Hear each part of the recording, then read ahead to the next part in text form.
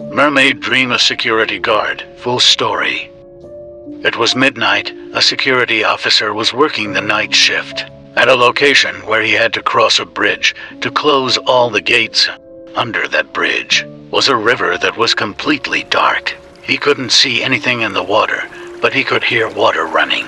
When the security guard closed all the gates and was heading back to the guardhouse, he heard a sweet humming sound, and it was getting closer and closer.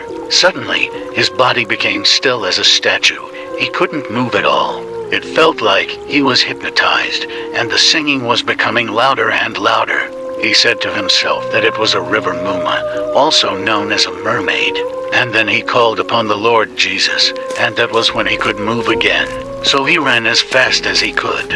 After that happened, follow Jamaican True Stories. The Tuesday night, the security guard got a dream. He dreamt that he was at Flatbridge, sitting on a rock by the river, and sitting next to him was a black red-haired woman. He wondered who she was. Then he started to examine her body. She didn't have feet. She had fins. He tried to run, but she grabbed his arm and told him that he should stay away from sea and river water. Then he jumped out of his sleep.